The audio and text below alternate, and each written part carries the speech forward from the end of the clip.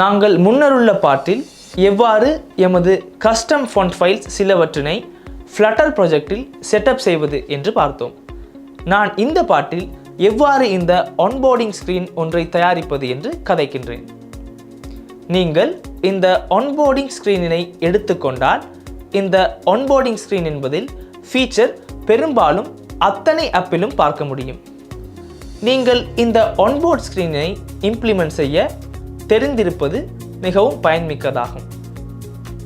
நீங்கள் இது எவ்வாறு வேலை செய்கின்றது என்று இந்த லாஜிக்கினை தெரிந்து கொண்டால் உங்கள் ஏதேனும் ஆப்பில் இந்த ஃபீச்சரினை இம்ப்ளிமெண்ட் செய்ய முடியும்.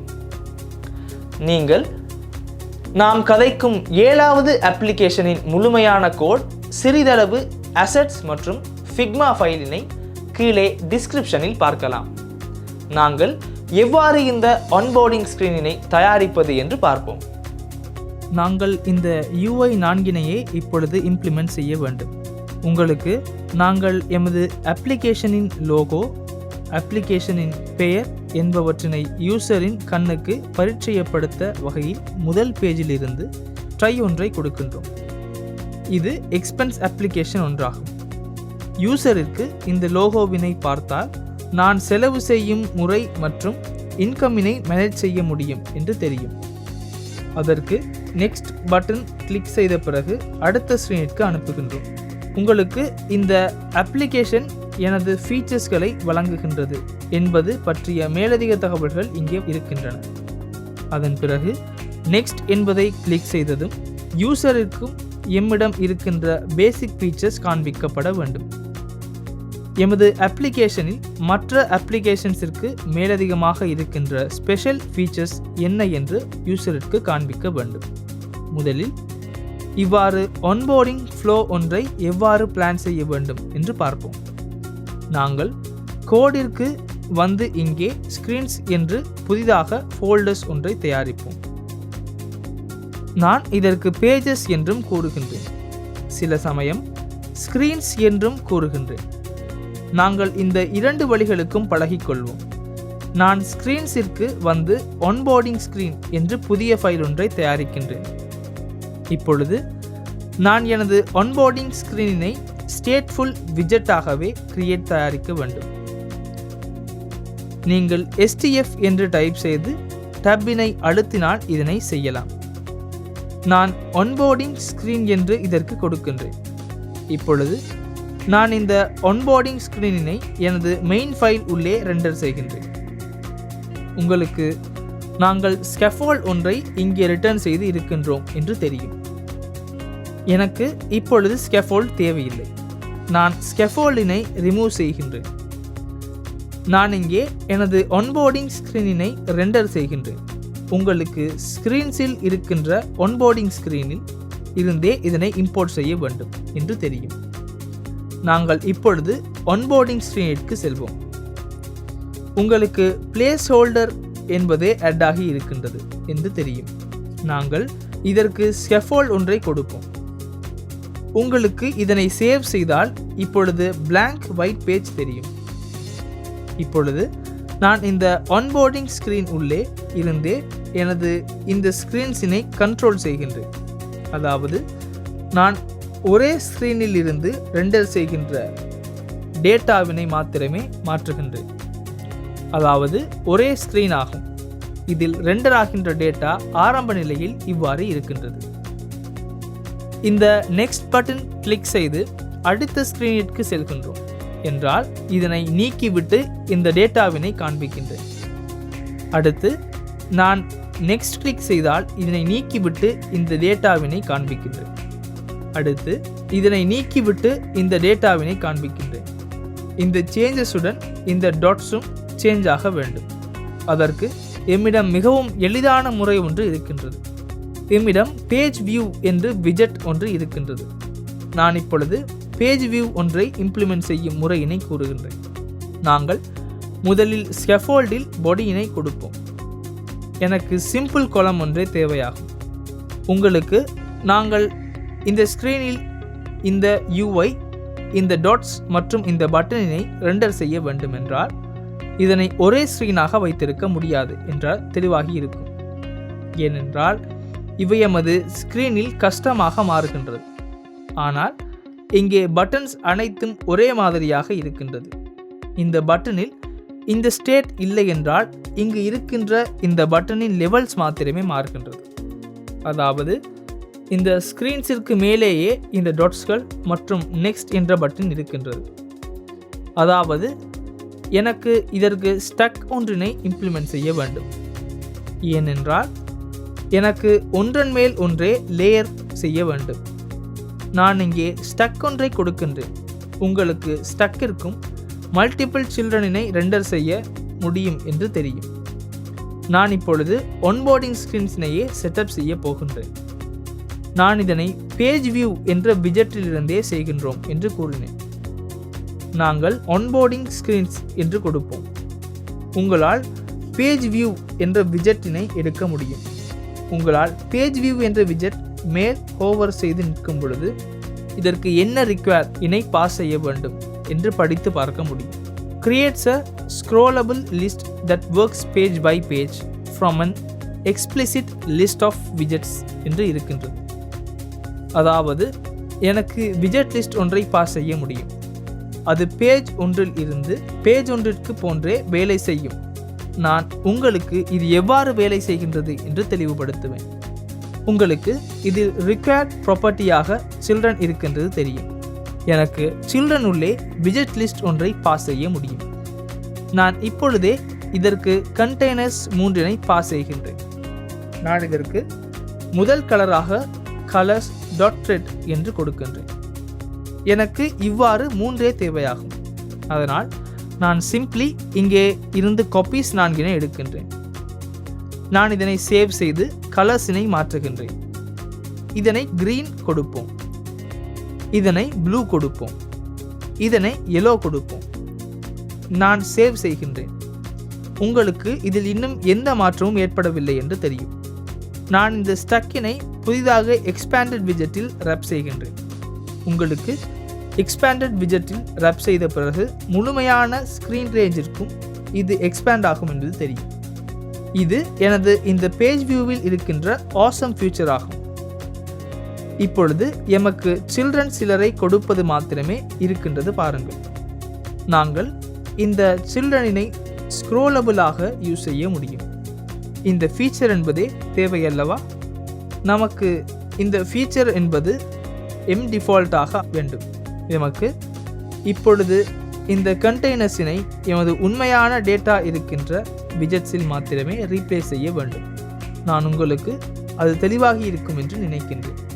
இப்பொழுது நாங்கள் இந்த கண்டெய்னர்ஸினை இந்த டேட்டாவில் இருந்து ரீப்ளேஸ் செய்ய ட்ரை ஒன்றை கொடுப்போம்.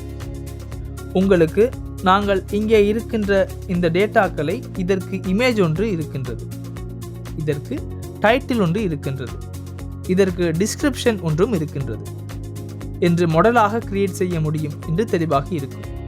இந்த பட்டன்ஸ் யாருக்கும் உரியது இல்லை, இவை மாத்திரமே ஆகும். உங்களுக்கு இவை அனைத்திலும் ஒரே லுக் இருக்கின்றது. அதனால் எமக்கு இவற்றின் மேல் கஸ்டம் விஜெட் ஆக ரெண்டர் செய்ய முடியும். ஆனால் நான் இந்த பேஜினை நிச்சயமாக தயாரிக்க வேண்டும். நாங்கள் ஆரம்பத்தில் இந்த பேஜினை தயாரிக்க ட்ரை ஒன்றை கொடுப்போம்.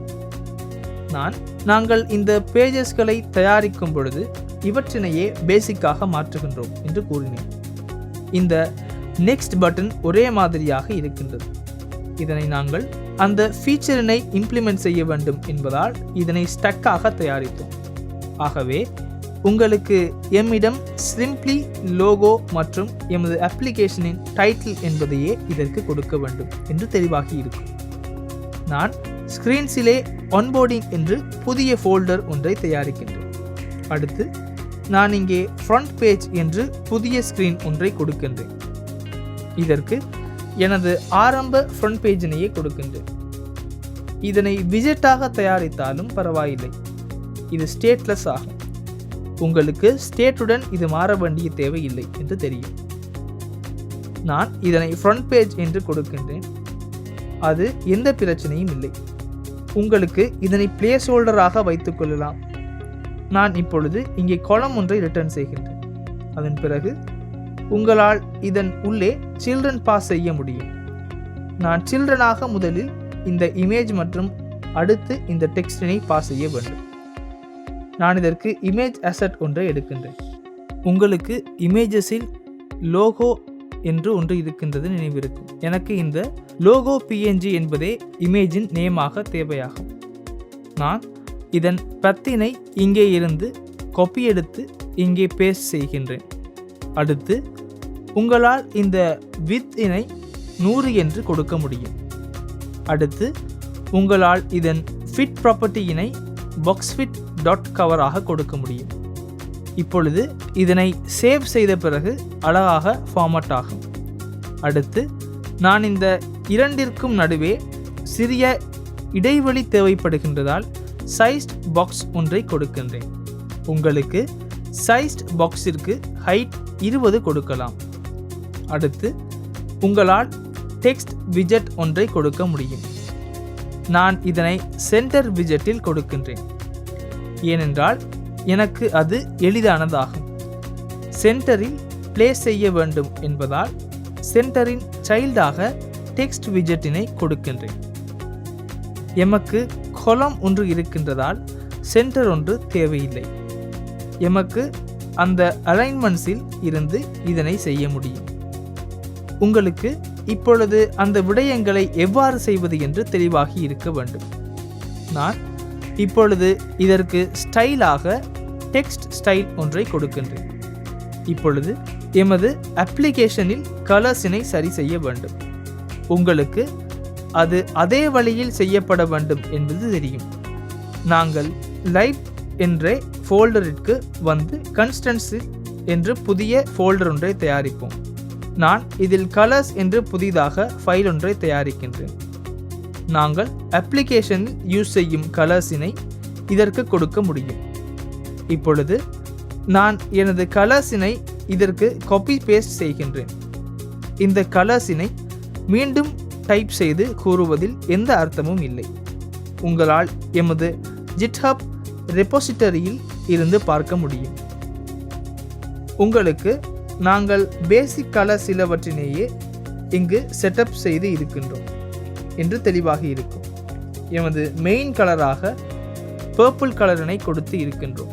அதன் பிறகு லைட் கிரே கலரினை டிஃபைன் செய்து இருக்கின்றோம். Grey colour, white colour, black colour, green colour, அவ்வாறு அப்ளிகேஷனுக்கு தேவையான அனைத்து கலர்ஸினையும் இங்கே டிஃபைன் செய்து இருக்கின்றோம். உங்களுக்கு இந்த விடயங்களை எவ்வாறு கொடுப்பது என்று தெளிவுபடுத்தினேன். நான் இதனை மீண்டும் மீண்டும் கூறுவதில் அர்த்தமில்லை. உங்கள் டைம் ஆனது வேஸ்ட் ஆகின்றது. உங்களால் GitHubற்கு சென்று சிம்பிளி அதனை காப்பி செய்து கொள்ள முடியும். அடுத்து நான் கன்ஸ்டன்ஸில் உள்ள constants.dart என்று மற்றொரு ஃபைலினை தயாரிக்கின்றேன். இதிலேயே எனது பாராமீட்டர் வேல்யூஸினை கொடுக்கின்றேன். நான் இங்கே padding வேல்யூ ஒன்றை தயாரிக்கின்றேன். நான் இதற்கு k default padding என்று கொடுத்து 15 padding இனை கொடுக்கின்றேன். இப்பொழுது நான் மீண்டும் ஃப்ரண்ட் பேஜில் இந்த ஸ்டைல்களை தயாரிக்க வேண்டும். நான் ஃபாண்ட் சைஸினை இதற்கு கொடுக்க வேண்டும். ஃபாண்ட் சைஸ் பெரிய ஃபாண்ட் சைஸ் தேவைப்படுவதால் 40 என்று கொடுக்கின்றேன். உங்களுக்கு கலராக மெயின் கலரினை கொடுக்க முடியும். நீங்கள் இந்த மெயின் கலரானது கன்ஸ்டன்ட் ஃபைலில் இருந்தால் இம்போர்ட் ஆகி இருக்கின்றது என்று பாருங்கள். நாங்கள் ஃபாண்ட் வெயிட் இனை போல்டாக கொடுப்போம். இப்பொழுது இங்கே எமக்கு நாங்கள் தயாரித்த ஃப்ரண்ட் பேஜ் விஜெட்டினை ஒன்போர்டிங் ஸ்க்ரீனின் ஆரம்ப கண்டெய்னரினால் ரீப்ளேஸ் செய்ய முடியும். இப்பொழுது நான் இங்கே எனது ஃப்ரண்ட் பேஜினை இம்போர்ட் செய்ய வேண்டும். எம்மால் இதனை கன்ஸ்டன்ட்டாக கொடுக்க முடியும். ஃப்ரண்ட் பேஜ் இம்போர்ட் செய்து பாருங்கள். எமது ஃப்ரண்ட் பேஜ் இங்கே டிஸ்ப்ளே ஆகின்றது. உங்களுக்கு எமது அசெட் சரியாக ஆட் ஆகவில்லை என்று தெரியும். ஏனென்றால் நாங்கள் எமது பப்ஸ்பெக் YAML இனை சரியாக செட்டப் செய்யவில்லை. நாங்கள் இவற்றை க்ளோஸ் செய்து பப்ஸ்பெக் YAMLற்கு செல்வோம். நாங்கள் பப்ஸ்பெக் YAMLில் இந்த இமேஜஸினை செட்டப் செய்ய வேண்டும். நான் இங்கே அனைத்தினையும் கிளியர் செய்கின்றேன். எமது அசெட்ஸில் இமேஜஸ் என்று ஃபோல்டர் இருக்கின்றது. எனக்கு அதில் இருக்கின்ற அனைத்து இமேஜும் தேவையாகும். நான் இங்கே அசெட்ஸில் இருக்கிற இந்த இமேஜஸினையே கன்ஃபிகர் செய்கின்றேன். நீங்கள் எழுத்துக்கள் சரியாக கொடுக்கப்பட்டுள்ளதா என்பதை நிச்சயமாக சரிபார்க்க வேண்டும். இப்பொழுது இதனை சேவ் செய்ய வேண்டும். அதன் பிறகு உங்களால் பப்கெட்டினை ரன் செய்ய முடியும். அப்பொழுது தேவையான விடயங்கள் இதற்கு அட் ஆகும். நான் இது சில சமயம் அட் ஆகாது என்று கூற வேண்டும். நாங்கள் எவ்வளவு ட்ரை செய்தாலும் இந்த இமேஜ் இவ்வாறு அட் ஆகாது. அப்பொழுது உங்களால் எமுலேட்டர் இனை இங்கே ஸ்டாப் செய்து மீண்டும் ரன் வித்தவுட் டீபக்கிங் என்று ரன் செய்ய முடியும். உங்களுக்கு அப்ளிகேஷன்ஸ் டெவலப் செய்து செல்லும் பொழுது இந்த விடயங்கள் படிப்படியாக ஃபிட் ஆகும். இப்பொழுது எனக்கு இந்த விஜெட்டினை நடுப்பகுதிக்கு கொண்டு வர வேண்டும். நாங்கள் மீண்டும் ஸ்க்ரீன்ஸில் ஒன்போர்டிங் உள்ளே இருக்கின்ற ஃப்ரண்ட் பேஜிற்கு செல்வோம். உங்களுக்கு ஃப்ரண்ட் பேஜில் இந்த காலமிற்கு வந்து மெயின் ஆக்சிஸ் அலைன்மெண்ட்டினை சென்டராக மாற்றலாம். உங்களுக்கு இப்பொழுது இது சென்டர் ஆகும் என்று தெரியும். இப்பொழுது நாங்கள் அடுத்த கண்டெய்னர்ஸினை தயாரிக்க வேண்டும். இப்பொழுது நாங்கள் இவற்றினை இம்ப்ளிமெண்ட் செய்ய வேண்டும். இதனை நாங்கள் விஜெட்டாக இம்ப்ளிமெண்ட் செய்ய முடியும். நாங்கள் இந்த டொட்டினை அடுத்து கொடுப்போம். எம்மால் இந்த இமேஜஸினை சரியாக இம்போர்ட் செய்ய முடியும். இதற்காக மாடல் ஒன்றை தயாரிப்பதே சிறந்ததாகும். அதன் பிறகு எம்மால் லேயர்ஸினை தனியாக தயாரித்து இந்த விஜெட்டிற்கு இம்போர்ட் செய்ய முடியும். எம்மால் இதற்கு மாடல் ஒன்றை தயாரிக்க முடியும். உங்களுக்கு பேசிக்கலி இந்த மாடல்ஸ் உள்ளே இமேஜ், டைட்டில், டிஸ்கிரிப்ஷன் என்பன இருக்க வேண்டும் என்று தெரியும். நாங்கள் அந்த விடயங்களை தயாரிப்போம். நாங்கள் இவற்றை க்ளோஸ் செய்வோம். நாங்கள் லைட்டில் உள்ள மாடல்ஸ் என்று புதிதாக ஃபோல்டர் ஒன்றை தயாரிப்போம். நான் இதற்கு ஒன்போர்டிங் மாடல் என்று ரீநேம் செய்கின்றேன். இப்பொழுது நாங்கள் கிளாஸ் ஒன்றை தயாரிப்போம். நான் இந்த கிளாஸிற்கு ஒன்போர்டிங் என்று பெயர் கொடுக்கின்றேன். நான் இதற்கு final string title, final string image பத் ஒன்றை மற்றும் ஃபைனல் ஸ்ட்ரிங் டிஸ்கிரிப்ஷன் என்பன இருக்கின்றன என்று கூறினேன். இப்பொழுது நிச்சயமாக எமது கன்ஸ்ட்ரக்டர்ஸ் தயாரிக்க முடியும். உங்களுக்கு இந்த கிரியேட் கன்ஸ்ட்ரக்டர்ஸ் என்ற சஜஷனினை கொடுத்தால் இந்த ஃபீல்ட்ஸ் இன் கன்ஸ்ட்ரக்டர்ஸினை தயாரிக்க முடியும். நாங்கள் இப்பொழுது சிம்பிளி மாடல் ஒன்றை தயாரித்து இருக்கின்றோம். நாங்கள் இந்த மாடல் யூஸ் செய்து டேட்டா சிலவற்றினை தயாரிப்போம். நான் லைட் இட்க்கு வந்து டேட்டா என்று புதிதாக ஃபோல்டர் ஒன்றை தயாரிக்கின்றேன். நான் இங்கே வந்து ஒன்போர்டிங் டேட்டா என்று புதிதாக ஃபைல் ஒன்றை தயாரிக்கின்றேன். இப்பொழுது நாங்கள் இதனை ஒன்போர்டிங் டேட்டா என்று கிளாஸாக தயாரிப்போம். எனக்கு இதில் லிஸ்ட் ஒன்றை தயாரிக்க வேண்டும். நான் இதனை ஸ்டாட்டிக்காக தயாரிக்கின்றேன். ஏனென்றால் எனக்கு முழுமையான ஆப்ஜெக்ட் ஒன்றை இனிஷியலைஸ் செய்ய தேவையில்லை. எமது டாட் செக்ஷனில் இந்த விடயங்கள் பற்றி கதைத்தோம். எனக்கு ஒன்போர்டிங் லிஸ்ட் ஒன்றை தயாரிக்க வேண்டும். உங்களுக்கு நாங்கள் இதனை மாடல்ஸில் இருக்கின்ற ஒன்போர்டிங்கில் இருந்து எடுக்க வேண்டும் என்று தெரியும். இங்கு பத்தினை பார்த்து சரியா இம்போர்ட் செய்து கொள்ளுங்கள். நான் இங்கே ஒன்போர்டிங் டேட்டா லிஸ்ட் என்று கொடுக்கின்றேன். இப்பொழுது உங்களுக்கு நான் ஒன்போர்டிங் டேட்டா சிலவற்றினை தயாரிக்க வேண்டும் என்று தெளிவாகி இருக்கும். உங்களுக்கு டைட்டில், இமேஜ் பர், டிஸ்கிரிப்ஷனினை சரியாக கொடுக்க வேண்டும் என்றும் தெரியும். இது எனது டைட்டில் ஆகும். நான் இங்கே இருந்து டைட்டிலினை காப்பி செய்கின்றேன். உங்களுக்கு நாங்கள் ஸ்ட்ரிங்காக கொடுக்க வேண்டும் என்று அடுத்து இமேஜ் பாத்தினை கொடுக்க வேண்டும். இங்கே இருக்கின்ற இந்த பயணத்தின் இமேஜினை கொடுக்க வேண்டும். உங்களுக்கு அசெட்ஸில் இமேஜில் ஒன்போர்டிங் 1, ஒன்போர்டிங் 2, ஒன்போர்டிங் 3 என்று இருக்கின்றது தெரியும். நான் ஒன்போர்டிங் 1 இமேஜ் பாத்தினை காப்பி செய்கின்றேன். அதன் பிறகு நாங்கள் ஒன்போர்டிங் டேட்டாவிற்கு சென்று இங்கே இமேஜ் பாத்தினை கொடுப்போம். அடுத்து டிஸ்கிரிப்ஷனினை இங்கே இருந்து காப்பி செய்வோம். உங்களுக்கு இந்த விடயங்களுக்கு விரும்பிய டேட்டா ஆட் செய்ய முடியும். எனது டேட்டா என்பதே இருக்க வேண்டியது இல்லை. நாங்கள் ஆரம்பம் ஒன்றை தயாரித்தோம். நாங்கள் அடுத்து ஒன்றை தயாரிப்போம். எனக்கு இவ்வாறான ஒன்றை தேவையாகும். மற்றொரு ஒன்போர்டிங் ஒன்றும் தேவையாகும். இதன் டைட்டில் இதுவாகும். நான் இந்த டப்ஸ் இடையில் ஆல்ட் கீ மற்றும் டப் கீ என்று ஷார்ட்கட் மூலம் மாறுகின்றேன். நான் உங்களுக்கு இதனை முன்னர் பல்வேறு தடவை கூறியிருக்கின்றேன். அடுத்து நான் டிஸ்கிரிப்ஷனையும் இங்கே இருந்து காப்பி செய்கின்றேன். அடுத்து இமேஜ் பாத் இதுவாகும். நாங்கள் இதனை ஸ்ட்ரிங் ஆக கொடுக்க வேண்டும். இதனை ஒன்போர்டிங் 2 ஆக மாற்றிக்கொள்ளுங்கள். இவற்றுக்கு கமாஸ் கொடுத்து சேவ் செய்து கொள்ளுங்கள். அப்பொழுது இது அழகாக ஃபார்மட் ஆகும். நான் இதன் காப்பியினை எடுத்து இமேஜினை ஆரம்பத்தில் மாற்றிக்கொள்கின்றேன். இதனை ஒன்போர்டிங் 3 ஆக மாற்றிக்கொள்ளுங்கள். இவற்றை நாங்கள் காப்பி செய்து பேஸ்ட் செய்வோம். நான் டேட்டாவினை தயாரித்தேன். இப்பொழுது எனக்கு இவற்றை ரெண்டர் செய்ய விஜெட் ஒன்றையே தயாரிக்க வேண்டும்.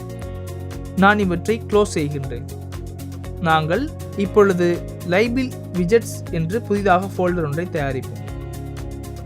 உங்களுக்கு இப்பொழுது இதனை விஜெட்ஸ் உள்ளே இல்லாமல் நாங்கள் ஃப்ரண்ட் பேஜ் இணைக்க ஒன்போர்டிங் என்று தனி ஃபோல்டரினை தயாரித்தது நினைவிருக்கும். நான் இதனை உள்ளே கொடுப்பதே இதனை செய்வதற்கு சிறந்த விடயம் என்று நினைக்கின்றேன். நான் புதிதாக ஃபோல்டர் ஒன்றை தயாரிக்கின்றேன். நான் இங்கே ஷேர்ட் ஒன்போர்டிங் ஸ்க்ரீன் டாட் என்று கொடுக்கின்றேன். நீங்கள் விரும்பியவாறு ஃபோல்டர்ஸினை மாற்றிக்கொள்ள முடியும். நான் உங்களுக்கு அந்த நாலேஜ் வந்திருக்க வேண்டும் என்று நினைக்கின்றேன். நான் ஷேர்ட் ஒன்போர்டிங் என்று ஸ்டேட்லெஸ் விஜெட் ஒன்றை தயாரிக்கின்றேன். உங்களுக்கு நாங்கள் ஒன்போர்டிங் ஸ்க்ரீனிற்கு டைட்டில், இமேஜ், அந்த விடயங்களை பாஸ் செய்ய வேண்டும் என்று நினைவிருக்கும். நாங்கள் இந்த செக்ஷனினை ஒன்போர்டிங் ஸ்க்ரீன் என்று தயாரிக்கின்றோம். அதனால் நான் இவற்றை கன்ஸ்ட்ரக்டரில் கொடுக்கின்றேன். உங்களால் ஃபைனல் என்று டைப் செய்து இதற்கு ஸ்ட்ரிங் டைட்டில் ஒன்றை பாஸ் செய்ய முடியும். இங்கே செமிகோலன் ஒன்று வர வேண்டும். Final string dot image path ஒன்றை அண்ட் ஃபைனல் ஸ்ட்ரிங் டிஸ்கிரிப்ஷன் ஒன்றை பாஸ் செய்ய வேண்டும். அடுத்து நிச்சயமாக கன்ஸ்ட்ரக்டர்ஸ் இனை ரிக்வயர்ட் பாராமீட்டர்ஸாக கொடுக்க வேண்டும். அடுத்து நான் இங்கே காலம் ஒன்றை ரிட்டர்ன் செய்ய வேண்டும்.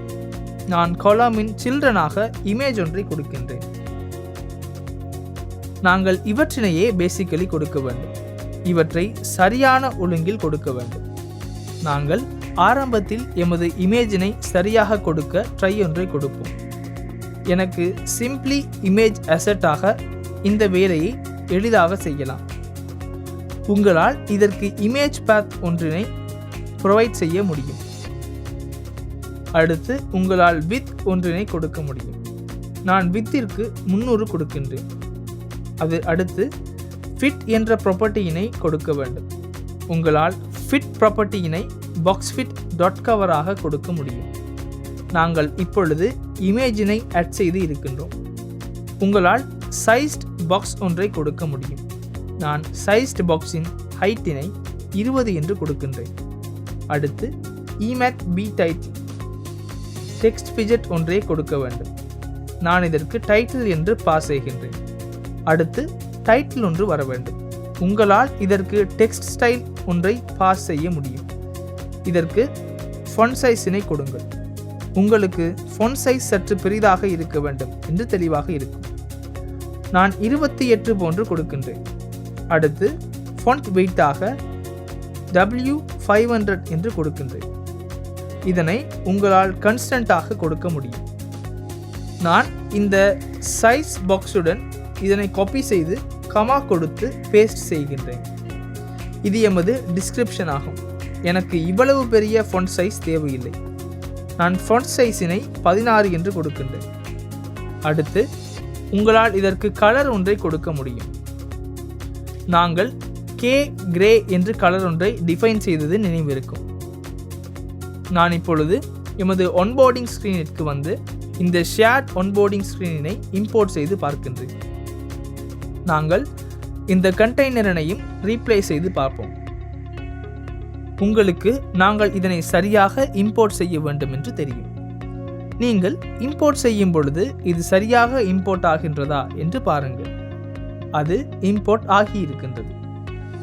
நாங்கள் இப்பொழுது இந்த ஆர்குமெண்ட்ஸினை சரியாக ப்ரொவைட் செய்ய வேண்டும். உங்களுக்கு நான் இதற்கு டைட்டில் ஒன்றை கொடுக்க வேண்டும் என்று நினைவிருக்கும். உங்களுக்கு நாங்கள் ஒன்போர்டிங் டேட்டா என்று டிஃபைன் செய்தது நினைவிருக்கும். ஒன்போர்டிங் டேட்டாவில் ஒன்போர்டிங் லிஸ்ட் ஒன்று இருக்கின்றது. உங்களால் இதன் உள்ளே ஆரம்ப ஒன்றிற்கு சென்று அதன் டைட்டிலினை இவ்வாறு எடுக்கலாம். இதனை நாங்கள் ஸ்டாட்டிக்காக எடுத்ததாலேயே இதனை ஆப்ஜெக்டாக தயாரிக்க கிரியேட் பண்ண தேவையில்லை. அடுத்து உங்களால் இமேஜ் பாத் கொடுக்க முடியும். எக்ஸாக்ட் இவற்றினையே செய்ய வேண்டும். உங்களால் ஒன்போர்டிங் டேட்டா உள்ளே இருக்கின்ற ஒன்போர்டிங் லிஸ்டில் 0வது எலிமெண்ட்டிற்கு சென்று இமேஜ் பாத்தினை இதற்கு ப்ரொவைட் செய்ய வேண்டும். அதே போன்று டிஸ்கிரிப்ஷனினையும் ப்ரொவைட் செய்ய வேண்டும். உங்களால் ஒன்போர்டிங் டேட்டாவிற்கு சென்று லிஸ்டிற்கு சென்று 0வது டிஸ்கிரிப்ஷனினை இதற்கு பாஸ் செய்ய வேண்டும். உங்களுக்கு இப்பொழுது இது மிகவும் கடினமான விடையும் இல்லை என்று தெளிவாகி இருக்கும். எனக்கு இவ்வாறு 3 தேவைப்படுவதால் இந்த கண்டெய்னர் மற்றும் இந்த கண்டெய்னரினையும் ரீப்ளேஸ் செய்கின்றேன். அதன் பிறகு நான் இந்த இண்டெக்ஸினை மாத்திரமே அப்டேட் செய்ய வேண்டும். நான் இதில் 1வதற்கு செல்கின்றேன். அடுத்து நான் இதில் 2வதற்கு செல்கின்றேன். இதனை கொடுத்து சேவ் செய்து எமது எமுலேட்டருக்கு உள்ளே சென்று பார்ப்போம். உங்களுக்கு இதனை ஸ்லைட் செய்யும் பொழுது எமது இந்த டீட்டெயில்ஸ் அழகாக அட் ஆகி இருக்கின்றது தெரியும். இப்பொழுது நாங்கள் இந்த ஒன்போர்டிங் ஸ்க்ரீனிற்கு சென்று இந்த காலமிற்கு பேடிங் ஒன்றை கொடுப்போம். நாங்கள் கே டிஃபால்ட் பேடிங் என்று வேல்யூ ஒன்றை தயாரித்து இருக்கின்றோம். நாங்கள் இதனை கொடுத்து சேவ் செய்து பார்ப்போம். இந்த பேடிங் நன்றாக இருக்கின்றது. ஃபைனலி நான் காலமிற்கு வந்து மெயின் ஆக்சிஸ் அலைன்மெண்ட்டினை மெயின் ஆக்சிஸ் அலைன்மெண்ட் டாட் சென்டராக மாற்றுகின்றேன். அப்பொழுது உங்களால் இந்த ஐட்டம்ஸினை சென்டரில் இருந்து இவ்வாறு அழகாக பிளேஸ் செய்ய முடியும். இப்பொழுது பேசிக்கலி எடுத்தால் நாங்கள் ஒன்போர்டிங் ஸ்க்ரீனின் மெயின் விஜெட்ஸினை தயாரித்து இருக்கின்றோம். இங்கே உங்களுக்கு சிறிதளவு டாட்ஸ் இருக்கின்றது தெரியும். இப்பொழுது நாங்கள் இந்த டாட்ஸினை எவ்வாறு இம்ப்ளிமெண்ட் செய்வது என்று பார்ப்போம். நாங்கள் பொதுவாக இந்த டாட்ஸிற்கு பேஜ் இண்டிகேட்டர் என்று கூறுகின்றோம். எமக்கு ஃப்ளட்டரில் இந்த டாட்ஸ் இம்ப்ளிமெண்ட் செய்ய மிகவும் எளிதாக்கி கொடுக்கப்பட்டுள்ளது. எம்மால் இதற்கு தேர்ட் பார்ட்டி பேக்கேஜ் ஒன்றை யூஸ் செய்ய முடியும். நாங்கள் ஸ்மூத் பேஜ் இண்டிகேட்டர் என்று கூறும் பேக்கேஜினையே யூஸ் செய்ய வேண்டும்.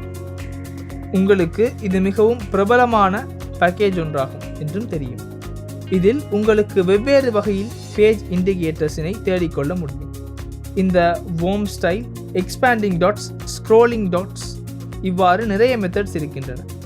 உங்களுக்கு இதிலிருந்து மிகவும் முக்கியமான விடயங்களை இம்ப்ளிமெண்ட் செய்து கொள்ள முடியும். இதனை தயாரிப்பது மிகவும் எளிதாகும். நான் உங்களுக்கு இப்பொழுது இதனை எவ்வாறு இம்ப்ளிமெண்ட் செய்வது என்று தெளிவுபடுத்துவேன். நாங்கள் முதலில் இதனை இன்ஸ்டால் செய்து பார்ப்போம்.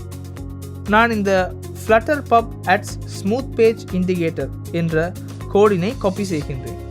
அதன் பிறகு நீங்கள் வியூவிற்கு சென்று டெர்மினல் ஓப்பன் செய்து கொள்ளுங்கள். அடுத்து காப்பி செய்த கோடினை இங்கே பேஸ்ட் செய்து பேஜ் இண்டிகேட்டர் ஆட் செய்து கொள்கின்றேன்.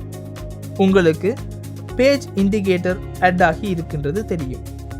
ஆனால் உங்களால் உங்கள் PubSpec YAMLற்கு சென்று டிபெண்டன்சிஸ் கீழ் இது ஆட் ஆகி இருக்கின்றதா என்று கன்ஃபார்ம் செய்து கொள்ள முடியும். உங்களுக்கு டிபெண்டன்சிஸ் உள்ளே எமது பேஜ் இண்டிகேட்டர் ஆனது ஆட் ஆகி இருக்கின்றது தெரியும். இது நான் தயாரித்த ஒன்போர்டிங் ஸ்க்ரீன்ஸ் ஆகும். இப்பொழுது நான் பேஜ் வியூவில் இருந்து வெளியே வருகின்றேன். அதன் பிறகு நாங்கள் ஸ்டக் உள்ளே பேஜ் இண்டிகேட்டர்ஸ்களை தயாரிப்போம். நான் இங்கே கண்டெய்னர் ஒன்றின் உள்ளே இவற்றை இம்போர்ட் செய்து கொள்கின்றேன். நான் கண்டெய்னர் ஒன்றை கொடுக்கின்றேன். உங்களால் கண்டெய்னர் உள்ளே சைல்ட் என்று ப்ராப்பர்ட்டியினை எடுத்து ஸ்மூத் பேஜ் இண்டிகேட்டர் என்று டைப் செய்ய முடியும். உங்களுக்கு ஸ்மூத் பேஜ் இண்டிகேட்டரினை பார்க்க வேண்டும். இது ஸ்மூத் பேஜ் இண்டிகேட்டர் பேக்கேஜில் இருந்து இம்போர்ட் ஆகின்றது. நீங்கள் அவசியம் இந்த பேக்கேஜ் ஆனது இம்போர்ட் ஆகி இருக்கின்றதா என்று பாருங்கள். தேவையில்லாதவற்றை இவ்வாறு நீக்கிக் கொள்ளுங்கள். இந்த மெட்டீரியலினை மேலே கொடுக்கின்றேன். இந்த இம்போர்ட்ஸினை சரியாக செய்வது மிகவும் முக்கியமானதாகும். அடுத்து நான் தேர்ட் பார்ட்டி பேக்கேஜ் கொடுக்கின்றேன். இது நாங்கள் கிரியேட் செய்த கஸ்டம் விஜெட்ஸ் ஆகும். நீங்கள் இப்பொழுது இதனை ஹோவர் செய்து கொள்ளுங்கள். நாங்கள் இதில் பாஸ் செய்ய வேண்டிய சிறிதளவு விடயங்கள் இருக்கின்றன. நான் ஸ்மூத் பேஜ் இண்டிகேட்டரினையே இப்பொழுது தயாரிக்க வேண்டும். உங்களால் இதற்கு கண்ட்ரோலர் ஒன்றை பாஸ் செய்ய முடியும். நான் ஆரம்பத்தில் இங்கே கண்ட்ரோலர் ஒன்றை தயாரிக்கின்றேன். நான் இங்கே மேலே வந்து இந்த பேஜ் இண்டிகேட்டருக்கு பாஸ் செய்ய பேஜ் கண்ட்ரோலர் ஒன்றை தயாரிக்க வேண்டும். நான் இங்கே எமது ஸ்டேட் கிளாஸிற்கு வந்து இந்த கண்ட்ரோலரினை தயாரிக்கின்றேன். இங்கே பேஜ் கண்ட்ரோலர் என்று கமெண்ட் ஒன்றினை கொடுக்கின்றேன். உங்களால் பேஜ் கண்ட்ரோல் ஒன்றை கிரியேட் செய்ய முடியும். இங்கு நான் கண்ட்ரோலர் சமன் பேஜ் கண்ட்ரோலர் என்று கொடுக்கின்றேன். உங்களால் இதனை ஃபைனலாக மாற்ற முடியும். உங்களால் இப்பொழுது இந்த கண்ட்ரோலரினை காப்பி செய்து ஸ்மூத் பேஜ் இண்டிகேட்டர் உள்ளே வந்து கண்ட்ரோலரினை கொடுக்க முடியும். இங்கே சஜஷன்ஸ் வருவதில்லை, ஏனென்றால் சில சமயம் இவற்றை கன்ஸ்டன்ட் உள்ளே கொடுக்க ட்ரை செய்வதால் ஆகும். நாங்கள் செக் செய்து பார்ப்போம். நாங்கள் இதனை இம்போர்ட் செய்து இருக்கின்றோம். நான் ஸ்மூத் இண்டிகேட்டர் என்று ஒன்றை எடுத்திருக்கின்றேன். எனக்கு ஸ்மூத் இண்டிகேட்டர் இல்லை, ஸ்மூத் பேஜ் இண்டிகேட்டர் என்பதே தேவையாகும். அதனாலேயே எனக்கு இவ்வாறு இஷ்யூ வந்தது. நான் நேம் பேராமீட்டருக்கு கண்ட்ரோலர் பாஸ் செய்ய வேண்டும். பாருங்கள். அடுத்து பேஜ் இண்டிகேட்டருக்கு எத்தனை அளவு தேவை என்று கூற வேண்டும். அதாவது எத்தனை டாட்ஸ் தேவை என்று கூற வேண்டும். எமக்கு டாட்ஸ் 4 தேவையாகும்.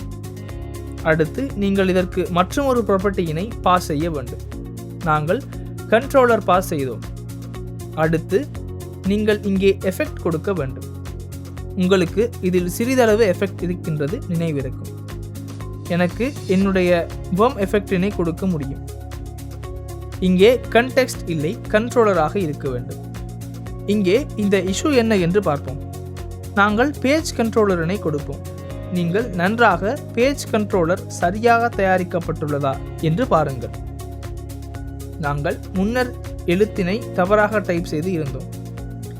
நான் இங்கே நிறைய ஸ்டைல்ஸ் இருக்கின்றது என்று கூறினேன். நான் ரீட்மீயிற்கு வந்தால் இங்கே வெவ்வேறு டைப்பில் நிறைய ஸ்டைல்ஸ் இருக்கின்றது பாருங்கள். எமக்கு இந்த வேர்ம் எஃபெக்ட் தேவையாகும். நாங்கள் இப்பொழுது இந்த எஃபெக்டில் உள்ளே வேர்ம் எஃபெக்ட் செட்டப் இனை செய்ய வேண்டும்.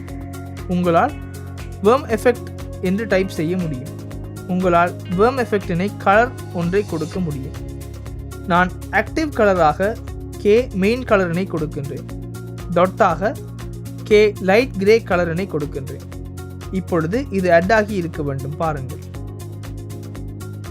உங்களுக்கு இது மேலேயே அட் ஆகி இருக்கின்றது பாருங்கள். அதனால் உங்களால் இந்த கண்டெய்னரின் அலைன்மெண்ட்டினை மாற்றலாம். நான் அலைன்மெண்ட் ஒன்றை பாஸ் செய்கின்றேன். அலைன்மெண்ட்டில் எக்ஸினை 0 கொடுக்கின்றேன், அதாவது நடுப்பகுதியில் இருக்கின்றது. உங்களால் y-இனை 0.75 கொடுக்க முடியும். உங்களுக்கு இப்பொழுது இங்கே பேஜ் இண்டிகேட்டர் அழகாக தெரிகின்றது. உங்களுக்கு இந்த அலைன்மெண்ட்டில் XX y வேல்யூஸினை பாஸ் செய்ய வேண்டும் என்று தெரியும். இதற்கு உங்களால் நெகட்டிவ் முதல் பாசிட்டிவ் வரை வேல்யூஸ் கொடுக்கலாம். உங்களுக்கு இதனை மேலே ஹோவர் செய்து பார்க்க முடியும். இங்கு எந்த விவரமும் காண்பிக்கப்படவில்லை. எம்மால் மீண்டும் இந்த அலைன்மெண்ட் விஜெட்டினை கொடுக்க முடியும். எம்மால் இதில் இருக்கின்ற டீட்டெயில்ஸ்களை பார்க்க முடியும். இங்கே கிரியேட்ஸ் அண்ட் அலைன்மெண்ட் என்று இருக்கின்றது. உங்களுக்கு இங்கே மேலே ஹோவர் செய்து நிற்கும் பொழுது இங்கே ரேஞ்ச் வந்திருக்கின்றது தெரியும்.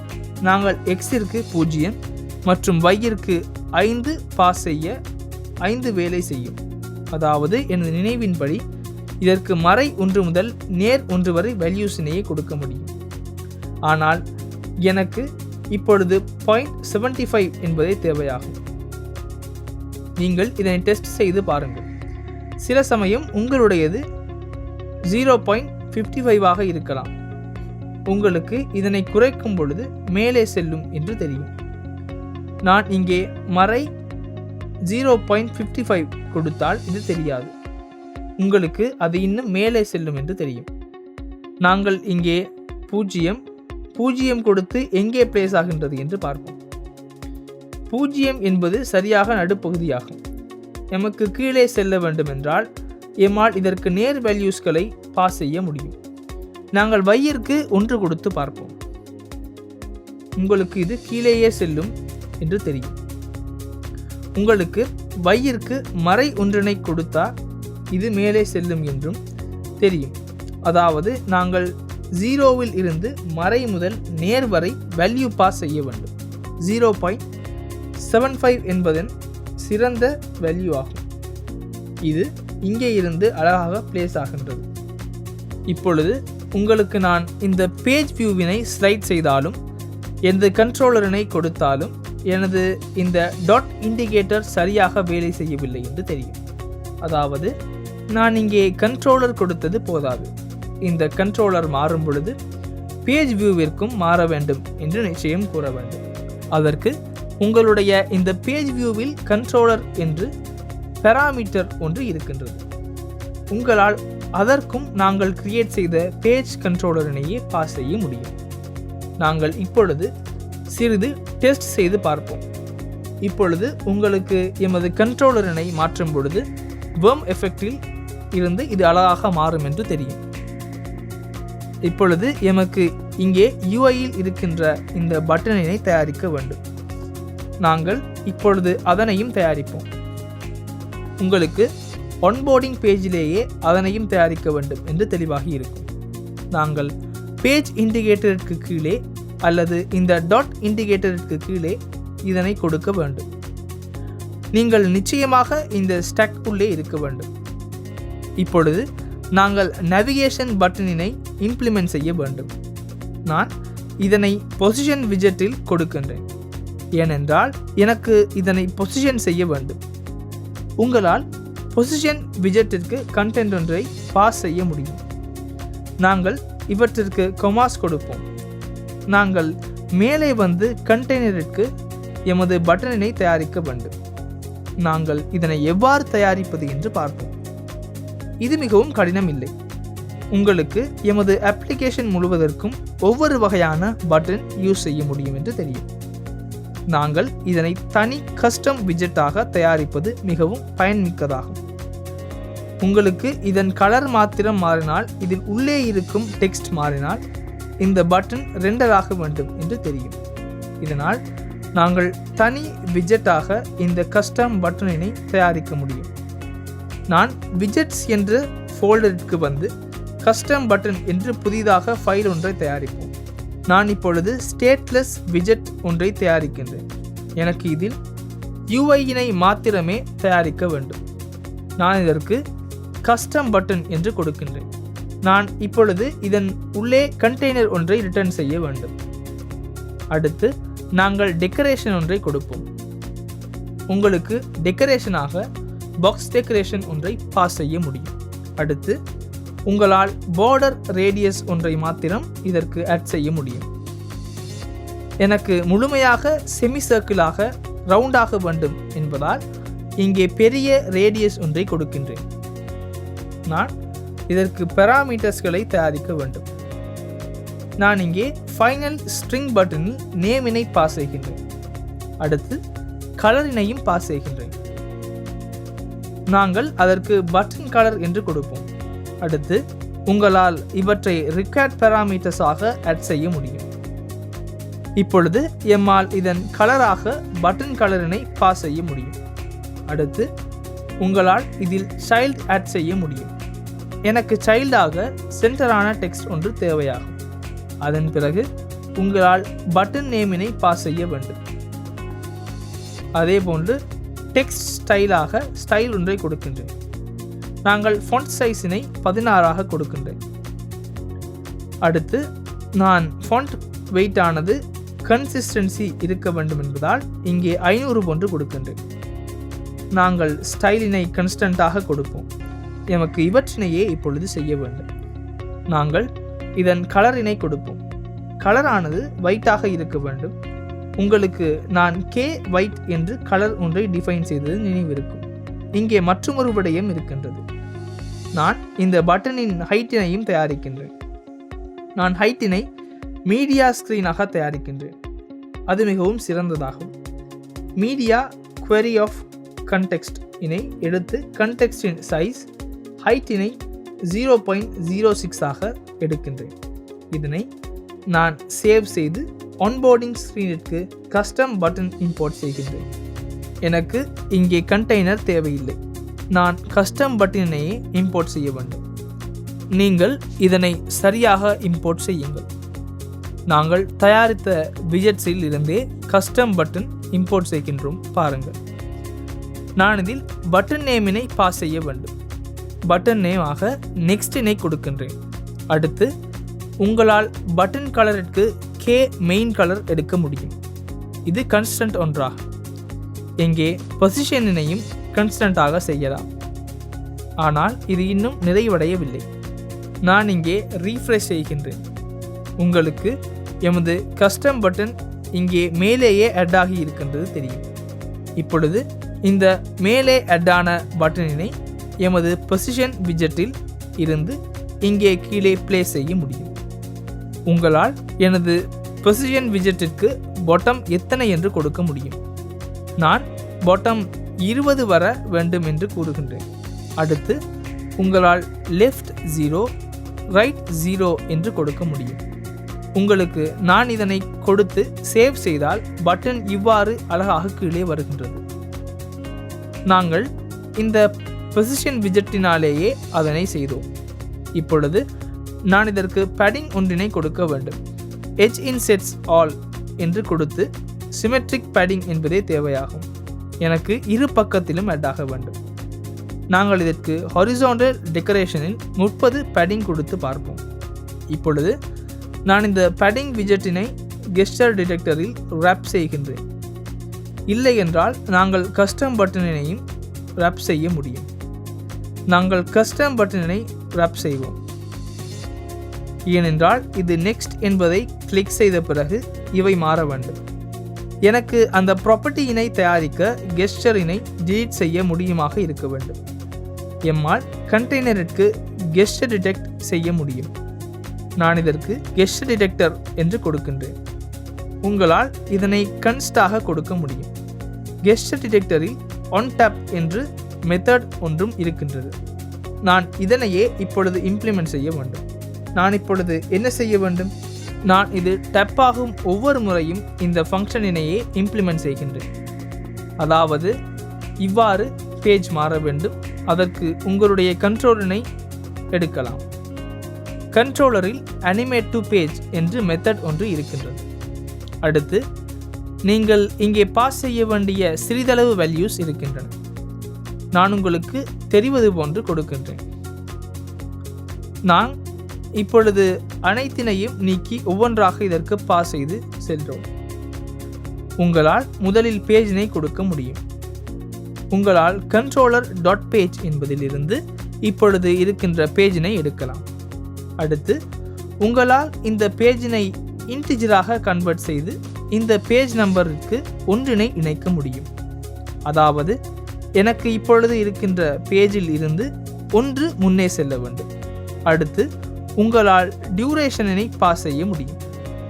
அதாவது பேஜ் ஒன்றில் இருந்து மற்றொரு பேஜிற்கு செல்ல எத்தனை டியூரேஷன் தேவை என்று மில்லி செகண்ட்ஸில் கொடுக்கலாம். நான் இதற்கு 400 தேவை என்று கூறுகின்றேன். இங்கு உங்களால் கன்ஸ்டன்ட்டினை கொடுக்க முடியும். அதன் பிறகு நான் மீண்டும் கர்வ் எவ்வாறு என்று கூற வேண்டும். எனக்கு நிறைய கர்வ்ஸ் தேட முடியும். நான் இங்கே இப்பொழுது கர்வினை ஈஸி இன் அவுட் என்று கொடுக்கின்றேன். இப்பொழுது நாங்கள் இவ்வாறு ஸ்க்ரோல் செய்து நெக்ஸ்ட் கிளிக் செய்த பிறகு அழகாக இந்த பேஜ் அடுத்த பேஜிற்கு மாறியதை பாருங்கள். அனிமேஷனும் இருக்கின்றது. இந்த அனிமேட் டு பேஜ் என்ற மெத்தடிலிருந்தே இந்த அனிமேஷன் வருகின்றது. இது மிகவும் கடினமில்லை. நான் இது டப்பான பிறகு கண்ட்ரோலருக்கு அடுத்து என்ன செய்ய வேண்டும் என்று கூற வேண்டும். நான் அடுத்த பேஜிற்கு செல்ல வேண்டும். உங்களுக்கு பேஜ் கண்ட்ரோலரில் இருக்கின்ற பேஜானது டபுள் வேல்யூவாக வரும் என்று தெரியும். எம்மால் டபுள் வேல்யூவில் இருந்து இண்டெக்ஸினை பாஸ் செய்ய முடியாது. அதனால் நான் அதனை இன்டிஜராக கன்வெர்ட் செய்த பிறகு இதில் இன்டிஜர் வரும், அதாவது கரண்ட் பேஜின் இண்டெக்ஸ் வரும். அதன் பிறகு நான் அதற்கு இவ்வாறு ஒன்றினை இணைக்கின்றேன். ஒன்றினை இணைக்கும் பொழுது இங்கே இருக்கின்ற இந்த லிஸ்டில் இருந்தே இவ்வாறு எடுக்கின்றோம். உங்களுக்கு நாங்கள் பேஜ் வியூவில் எமது ஸ்க்ரீன்ஸினை லிஸ்டாகவே கொடுத்து இருக்கின்றோம் என்று நினைவிருக்கும். அப்பொழுது அந்த வேலை அவ்வாறே நடைபெறும். அடுத்து நான் இங்கே எத்தனை நேரமாகும் என்று டியூரேஷன் கொடுக்க வேண்டும். இந்த கிளிக் செய்த டியூரேஷன் என்ன ஆக வேண்டும் என்று கொடுக்க வேண்டும். நான் அந்த டியூரேஷனினை மில்லி செகண்ட்ஸ் 400 கொடுத்தேன். நான் இந்த கர்வினை சரியாக கொடுக்க வேண்டும். இந்த பேஜ் டிரான்சிஷன் ஆகின்றது. உங்களால் இவற்றை மேலே ஹோவர் செய்து நிற்கும் பொழுது இந்த விடயங்கள் மூலம் என்ன நடைபெறும் என்று படித்து பார்த்து மேலும் தெளிவுபடுத்திக் கொள்ள முடியும். இப்பொழுது நான் உங்களுக்கு மேலும் மிகவும் முக்கியமான விடயம் ஒன்றை இம்ப்ளிமெண்ட் செய்ய கற்பிப்பேன். உங்களுக்கு நாங்கள் இப்பொழுது இவற்றை இம்ப்ளிமெண்ட் செய்து இருக்கின்றோம் என்று தெரியும். நான் இவ்வாறு நெக்ஸ்ட் நெக்ஸ்ட் நெக்ஸ்ட் என்று கிளிக் செய்து இறுதியாக எனது ஒன்போர்டிங் ஸ்கிரீனிற்கு வந்த பிறகு இது கெட் ஸ்டார்டடாக மாற வேண்டும். இப்பொழுது நாங்கள் இந்த ஃபீச்சரினை எவ்வாறு இம்ப்ளிமெண்ட் செய்வது என்று பார்ப்போம். இதற்கு நான் இங்கே மேலே வந்து எனது ஸ்டேட் கிளாஸ் உள்ளே பூலியன் ஒன்றை டிஃபைன் செய்கின்றேன். உங்களுக்கு இங்கே வந்து இந்த கெட் ஸ்டார்டட் கிளிக் செய்த பிறகு நான் இந்த ஃபீல்டிற்கு செல்ல வேண்டும் என்பது தெளிவாகி இருக்கும். இல்லை என்றால் எனது டீட்டெயில்ஸ் என்டர் செய்யும் பேஜிற்கு செல்ல வேண்டும். அதனால் நான் ஷோ டீட்டெயில்ஸ் பேஜ் பூலியன் ஒன்றை தயாரிக்கின்றேன்.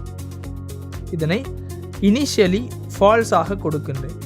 இப்பொழுது உங்களுக்கு இந்த ஷோ டீட்டெயில்ஸ் என்ற பூலியனானது இங்கே நான் 4வது பேஜிற்கு வந்து பிறகு ட்ரூவாக வேண்டும் என்பது தெளிவாக வேண்டும். நான் எனது 4வது பேஜில் இருக்கின்றேன் என்று இப்பொழுது எவ்வாறு ட்ராக் செய்வது, உங்களால் அதனை செய்ய முடியும். மிகவும் எளிதானதாகும்.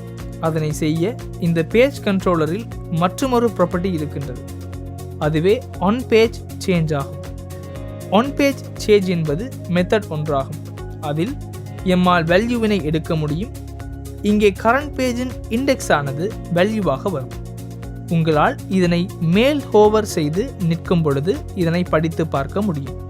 உங்களுக்கு கால் whenever the page in the center of the viewport changes என்று இருக்கின்றது தெரியும். அதாவது பேஜ் மாறினாலே இந்த மெத்தட் கால் ஆகும். அடுத்து உங்களால் ஸ்டேட்டினை செட் செய்ய முடியும். இப்பொழுது நான் என்ன செய்ய வேண்டும்? ஷோ டீட்டெயில்ஸ் பேஜினை ட்ரூ செய்ய வேண்டும். என்ன நடைபெற்றது? இங்கே பாஸ் செய்யும் இந்த இண்டெக்ஸ் 3ற்கும் சமமாக இருந்தால் இங்கே இரு சமன் குறியீடு வரும். ஏனென்றால் இண்டெக்ஸ் 0 ஆரம்பிக்கும். இது 0, இது 1, இது 2, இது 3. இங்கே இருக்கின்ற இந்த சில்ட்ரன் லிஸ்டில் இருந்தே அதனை ட்ராக் செய்கின்றோம். நாங்கள் இறுதி ஷேர் ஒன்போர்டிங் ஸ்க்ரீனிற்கு வந்த பிறகே இண்டெக்ஸ் 3 மாறும். ஆகவே நான் எனது ஷோ டீட்டெயில்ஸ் பேஜ் என்ற பூலியனினை ட்ரூ செய்யுமாறு கூறுகின்றேன். உங்களுக்கு வேண்டுமென்றால் இதனை பிரிண்ட் செய்து காண்பிக்கின்றேன். நாங்கள் ஷோ டீட்டெயில்ஸ் பேஜ் என்பதை பிரிண்ட் செய்து பார்ப்போம். இது டீபக் கன்சோலில் பிரிண்ட் ஆகும். நான் இவ்வாறு டீபக் கன்சோலில் ஓப்பன் செய்கின்றேன். நாங்கள் மீண்டும் எமது அப்ளிகேஷனை ரீஸ்டார்ட் செய்வோம். ஏனென்றால் எனக்கு டீபக் கன்சோலினை கிளியர் செய்ய வேண்டும். உங்களுக்கு அப்ளிகேஷன் ரீஸ்டார்ட் ஆன உடனே இவ்வாறு ஆரம்பத்திற்கு செல்லும் என்று தெரியும். உங்களுக்கு நான் ஒன்றை கிளிக் செய்த பிறகும் இன்னும் ஃபால்ஸ் ஆகவே இருக்கின்றது தெரியும். அடுத்து ஒன்றை கிளிக் செய்த பிறகும் இன்னும் ஃபால்ஸ் ஆகவே இருக்கின்றது. அடுத்து கிளிக் செய்த பிறகே இது ட்ரூ ஆகின்றது. எமது ஸ்டேட் சரியாக அப்டேட் ஆகின்றது. ஆகவே இது ட்ரூ ஆனவுடனே இந்த நெக்ஸ்ட் என்று இருக்கின்றதை கெட் ஸ்டார்டடாக மாற்ற வேண்டும். இப்பொழுது உங்களுக்கு இது மிகவும் கடினமான விடயமில்லை என்று தெளிவாகி இருக்கும். என்ன செய்ய வேண்டும்? உங்களுக்கு இதனை மாற்றுகின்றது போன்ற பட்டனிற்கே செல்ல வேண்டும். நாங்கள் இந்த பொசிஷன் விஜெட்டில் உள்ளேயே பட்டனினை கிரியேட் செய்தோம். நான் இதனையே மாற்ற வேண்டும். உங்களால் ஷோ டீடைல்ஸ் பேஜ் ட்ரூவாக இருக்கின்றதா என்று பார்க்க முடியும். ஷோ டீடைல்ஸ் பேஜ் ட்ரூ ஆனால் கெட் ஸ்டார்டடினை காண்பிக்க வேண்டும். எல்ஸ் என்றால் நெக்ஸ்டினை காண்பிக்க வேண்டும். நாங்கள் இதனை சேவ் செய்து பார்ப்போம். இப்பொழுது ட்ரூ இருக்கின்றதால் நிச்சயமாக இது கெட் ஸ்டார்டடாக மாற வேண்டும். நான் உங்களுக்கு இப்பொழுது இவ்வாறு இதனை செய்தோம் என்று தெளிவாக இருக்கும் என்று நினைக்கின்றேன். உங்களுக்கு சிறந்த நாலேஜ் வர வேண்டும். இப்பொழுது நான் இங்கே மற்றொரு விடயம் ஒன்றினை செய்ய வேண்டும். இப்பொழுது நான் கெட் ஸ்டார்டட் மேல் கிளிக் செய்த பிறகு இதற்கு என்ன செய்ய வேண்டும் என்று இன்னும் ஐடியா இல்லை. நான் இந்த கெட் ஸ்டார்டட் என்பதை கிளிக் செய்த பிறகு டீட்டெயில்ஸ் பேஜிற்கு செல்ல வேண்டும். நான் எவ்வாறு அதனை இம்ப்ளிமெண்ட் செய்வது? நாங்கள் ஆரம்பத்தில் இந்த டீட்டெயில் ஸ்கிரீனை காண்பிப்பது போன்று ஸ்கிரீன் ஒன்றை தயாரிப்போம். நீங்கள் ஆரம்பத்தில் கோடிற்கு வந்து ஸ்கிரீன்ஸிற்கு வந்து யூசர் டேட்டா ஸ்கிரீன் என்று ஃபைல் ஒன்றை தயாரியுங்கள். ஏனென்றால் நான் யூசர் டேட்டாயினையே இதிலிருந்து எடுக்கின்றேன். எனக்கு இதனை நிச்சயமாக ஸ்டேட்ஃபுல் விஜெட்டாக தயாரிக்க வேண்டும். இப்பொழுது நான் இங்கே ஸ்கேஃபோல்ட் ஒன்றை கொடுக்கின்றேன். எனக்கு இப்பொழுது காண்பிப்பது மாத்திரமே தேவையாகும். நான் ஸ்கேஃபோல்ட் ஒன்றை கொடுத்து இதற்கு ஆப் பார் ஒன்றை கொடுக்கின்றேன். நீங்கள் ஆப் பார் ஒன்றை கொடுங்கள். நான் இங்கே டைட்டிலாக இப்பொழுது டெக்ஸ்ட் விஜெட் ஒன்றை கொடுக்கின்றேன். இங்கே நாங்கள் யூசர் டேட்டா என்று கொடுப்போம். நாங்கள் இப்பொழுது பார்ப்பது மாத்திரமே இங்கு இருக்கின்றது. ஏனென்றால் நான் பிறகு இந்த UIயினை மாற்றுகின்றேன். நான் இப்பொழுது ஒன்போர்டிங் ஸ்கிரீனிற்கு செல்கின்றேன்.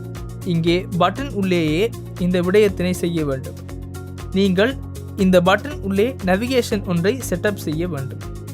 இங்கே நேவிகேஷன் எப்பொழுதும் செட்டப் ஆக வேண்டாம். அதாவது நேவிகேஷன் ஆனது ஆட் ஆக வேண்டும். உங்களுக்கு இப்பொழுது இந்த நேவிகேஷன்ஸ் அனைத்தும் வேலை செய்யும் என்று தெரியும். பேஜ் கண்ட்ரோலரில் இருந்து இந்த நேவிகேஷன்ஸ் ஆட்டோமேட்டிக்கலி உருவாக்கி இருக்கின்றது. அதனால் எனக்கு நேவிகேஷன் ஒன்று ஆட் ஆக வேண்டும். நிச்சயமாக எனக்கு இங்கே ஷோ டீடைல்ஸ் பேஜ் என்பது ட்ரூ ஆனால் மாத்திரமே நேவிகேஷன் ஆட் ஆக வேண்டும். இப்பொழுது இந்த வேலையை எவ்வாறு செய்வது? அது மிகவும் கடினமான விடயம் இல்லை. நாங்கள் இங்கே கெஸ்டர் டிடெக்டர் உடன் வேலைகளில் செய்ய வேண்டும். இவ்வாறு ஃபீச்சர்ஸ் இம்ப்ளிமெண்ட் செய்ய மெத்தட் ஒன்று அல்லாமல் நிறைய மெத்தட்ஸ் இருக்கின்றன. இப்பொழுது நான் இவ்வாறு இம்ப்ளிமெண்ட் செய்கின்றேன். ஷோ ஹோம் பேஜ் என்ற பூலியன் ட்ரூ ஆனால் மாத்திரமே இங்கே பட்டனிற்கு நேவிகேஷன் ப்ராப்பர்ட்டி ஒன்றை ஆட் செய்ய வேண்டும். எனக்கு இந்த பூலியனானது ஃபால்ஸாக இருக்கின்ற அனைத்து சந்தர்ப்பத்திலும் நேவிகேஷன் ஆட் செய்ய தேவையில்லை. இப்பொழுது நான் எனக்கு ஷோ டீடைல்ஸ் பேஜ் என்ற பூலியனானது ஃபால்ஸ் ஆனால் இந்த நார்மல் கெஸ்டர் டிடெக்டரினை காண்பிக்க வேண்டும் என்று கூறுகின்றேன். இல்லை என்றால் நான் இந்த கெஸ்டர் டிடெக்டர் என்பதை காண்பிக்க வேண்டும். ஆனால் இங்கே ஆன் டாப் என்பதால் இவற்றினையே செய்ய வேண்டும். எனக்கு பேஜஸ்களுக்கு இடையில் மாற வேண்டியதில்லை. நான் நேவிகேஷன் ஒன்றை தயாரிக்க வேண்டும். நான் டு த யூசர் டேட்டா ஸ்கிரீனிற்கு நேவிகேட் ஆக வேண்டும். இப்பொழுது உங்களால் இந்த சிம்பிள் நேவிகேஷன் ஒன்றை தயாரிக்க முடியும். இப்பொழுது உங்களுக்கு ஷோ ஹோம் பேஜ் ஃபால்ஸாக இருக்கின்ற அனைத்து சந்தர்ப்பத்திலும் இங்கே நார்மலாக இருக்கின்றது தெரியும். நாங்கள் இங்கே கிளிக் செய்த பிறகு அடுத்த பேஜிற்கு செல்வோம். உங்களுக்கு ஷோ ஹோம் பேஜ் ட்ரூ ஆன உடனே இந்த கெஸ்டர் டிடெக்டரிலிருந்து நேவிகேஷன் ஒன்றை மாத்திரமே தயாரிக்க வேண்டும். அதாவது நான் எனது யூசர் டேட்டா பேஜிற்கு செல்ல வேண்டும். நான் இங்கே navigate to the user data screen என்று கூறுகின்றேன். இது மிகவும் கடினமான விடயம் இல்லை. இதனை உங்களால் உங்களுடைய நேவிகேட்டரிலிருந்து செய்ய முடியும். நேவிகேட்டர் டாட் புஷ் ஆக வேண்டும். கண்டெக்ஸ்ட் அவசியமாக இருக்க வேண்டும். மெட்டீரியல் பேஜ் ரூட் ஒன்றை தயாரிக்க வேண்டும். உங்களால் பில்லராக இங்கேயும் கண்டெக்ஸ்ட் எடுக்க முடியும். அதன் பிறகு உங்களால் உங்களுடைய யூசர் டேட்டா ஸ்கிரீனை இங்கிருந்து ரிட்டர்ன் செய்ய முடியும். உங்களால் இதனை கன்ஸ்டன்ட்டாக கொடுக்க முடியும். இந்த கமாஸினை கொடுத்து இதனை சேவ் செய்து கொள்கின்றேன். அப்பொழுது உங்களால் இதனை தெளிவாக பார்க்க முடியும். நான் உங்களுக்கு இப்பொழுது இங்கே என்ன செய்தேன் என்று மீண்டும் தெளிவுபடுத்துகின்றேன். நான் இந்த not என்பதை முன்னால் கொடுத்து இருக்கின்றேன். ஷோ டீடைல்ஸ் பேஜ் என்பது ஃபால்ஸ் என்றால் இந்த நொட்டில் இருந்து ஃபால்ஸா என்று பார்க்கின்றோம். நான் இது ஃபால்ஸ் ஆனால் நிச்சயமாக இந்த நார்மல் கெஸ்டர் டிடெக்டரினை காண்பிக்கின்றேன். நான் இங்கே இது ட்ரூ ஆனவுடனே கெஸ்டர் டிடெக்டரினை மாற்றுகின்றேன். டெர்னரி ஆப்பரேட்டர் ஒன்றை கொடுத்தேன். முன்னர் இருந்தது போன்றதாகும். ஆனால் இங்கே நேவிகேஷன் என்று ஒன்று வர வேண்டும். நான் யூசர் டேட்டா ஸ்க்ரீனிற்கு புஷ் ஆக வேண்டும். நான் இப்பொழுது இதனை மீண்டும் ரீலோட் செய்கின்றேன். நாங்கள் யூசர் டேட்டா ஸ்க்ரீனிற்கு இது புஷ் ஆகின்றதா என்று பார்ப்போம். நெக்ஸ்ட் என்பது அழகாக வேலை செய்கின்றது. நான் கெட் ஸ்டார்டருக்கு வந்தேன். உங்களுக்கு நான் இதன் மேல் கிளிக் செய்த பிறகு நாங்கள் யூசர் டேட்டா ஸ்க்ரீனிற்கு அழகாக நேவிகேட் ஆகின்றோம் என்று தெரியும். ஆகவே இப்பொழுது உங்களுக்கு இந்த விடயங்கள் எவ்வாறு செய்தோம் என்று தெளிவாக வேண்டும். நாங்கள் மீண்டும் இதற்கு கமிட் ஒன்றினை ஆட் செய்வது இந்த கோடினை GitHubற்கு புஷ் செய்வோம். உங்களால் ஜிட் add all என்று டைப் செய்து சேஞ்சஸ் சிலவற்றினை ஆட் செய்ய முடியும். அடுத்து உங்களால் ஜிட் கமிட் என்று டைப் செய்து கமிட் ஒன்றை ஆட் செய்யவும் முடியும். நீங்கள் என்ன மாற்றினீர்கள் என்று கமெண்ட் ஒன்றை போன்று கொடுங்கள். நான் கமிட்டினை கொடுக்கின்றேன். நாங்கள் இங்கே கிரியேட் த ஆன்போர்டிங் ஸ்க்ரீன் என்று கொடுப்போம். அடுத்து உங்களுக்கு ஜிட்டிற்கு புஷ் செய்ய முடியும். உங்களுக்கு அழகாக ஜிட்டிற்கு புஷ் ஆகி இருக்கின்றது தெரியும். நாங்கள் ஜிட்டிற்கு சென்று இந்த கமிட்கள் ஆட் ஆகி இருக்கின்றதா என்று பார்ப்போம்.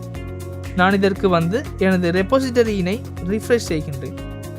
நாங்கள் பேக் செல்வோம். உங்களுக்கு கிரியேட் த ஆன்போர்டிங் ஸ்க்ரீன் என்ற கமிட் வந்து இருக்கின்றது.